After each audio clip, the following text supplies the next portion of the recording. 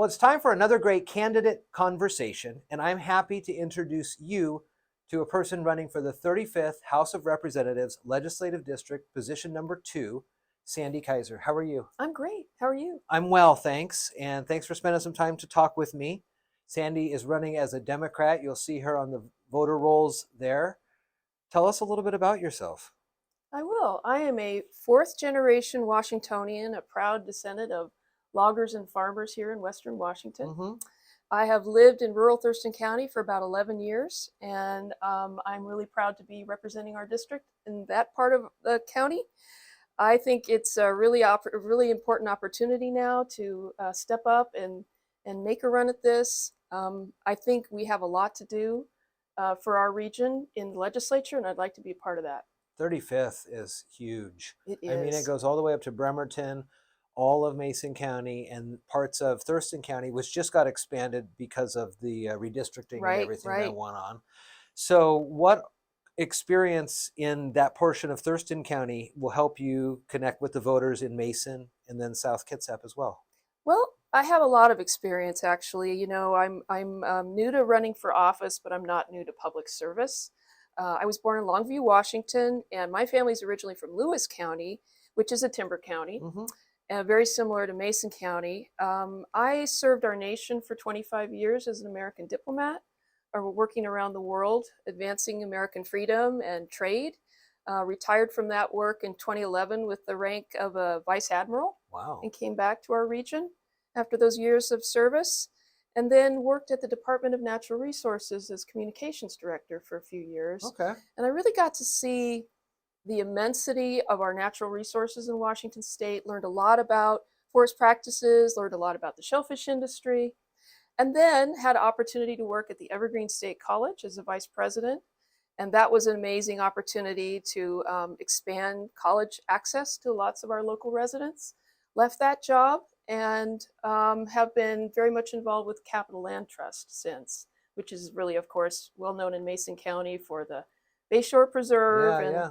Goldsboro Creek and all those wonderful spaces there. So, yeah. So at DNR, when you were there, obviously Mason County is very forested and a lot of woodlands out there, most of it privately owned, but there has always been a lot of conversation in how you maintain and work on best practices for forest stewardship Yeah. and being such an integral part of the community and the economic lifeblood, I guess, of Mason and Lewis Mm-hmm. counties both. Yep. What are some of the things, if you are elected into this position, that you can take to help maintain some of these forest standards and then look ahead to, making sure that, every summer we don't catch on fire the whole time? Yeah, those are all really important issues. I think I really honor the legacy of our forest products industry in the area. My father worked for Weyerhaeuser. My granddad had a sawmill. You know, the woods are part of us, and we are part of the woods. What's also exciting, though, is the way the transition now we're seeing to more sustainable forestry. Back in the day, of course, we were cutting all the big trees down, and now we know we need to save some of those trees, but we still have plenty of forest land that we can have a very vibrant forest industries uh, part of our economy. I think it's really exciting to consider new directions. Of course, we saw how Sierra Pacific has invested in the mill here in Shelton and how important that has been. We also see new opportunities in things like cross-laminated timber. And we also see opportunities, of course, recreation. We have in our district, we have a lot of federal forest, we have a lot of state forest, and we have a lot of privately managed forest land. And I think that we will continue to grow and evolve that industry. I don't see it going away. I think it actually will continue to be a great source of jobs for us in the future. The 35th district, as we mentioned, is a large district and a wide variety of voters. It's been held in the House of Representatives over the last 12 years now, both by Republicans. If you came in, you would be a Democrat in that position, add to the current majority in the House. But that could be a tough sell, perhaps, in rural parts of the 35th. What is your message uh, coming to the voters, and how is it being received? I believe in hard work, love of family, community, and country, and that everybody deserves an equal chance at success.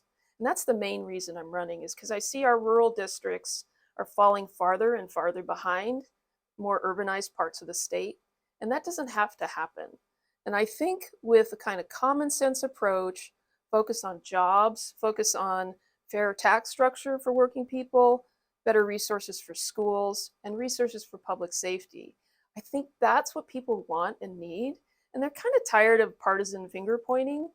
I think if you're part of the majority, you have a better chance of having our voice at the table than you do if you're part of a minority that's not really able to participate in these serious discussions. As a diplomat, you have to kind of cross the aisle, I guess, if you will, cross the country line, if you Yeah. will, and kind of really understand someone from a different perspective. What would you say some of the attributes of that line of work would help you in the House of Representatives? I think actually growing up in rural environments helped me as an American diplomat, because in rural communities, neighbors work together. They don't say, "Well, Jeff, you don't agree with me on this other thing, so I'm not going to work with you to solve our fence issue." You're going to work with each other to get it done.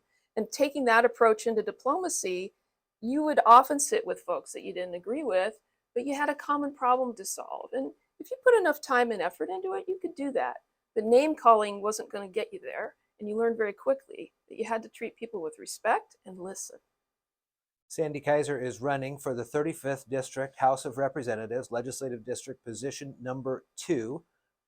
And this is a great opportunity for you to get a chance to meet her. You're online and all that stuff, I I'm am sure. What's the indeed. website? The website is sandykaiserforwa.com. You can find that for sure and learn more about Sandy. Sandy, I appreciate the time. My pleasure. Thank you.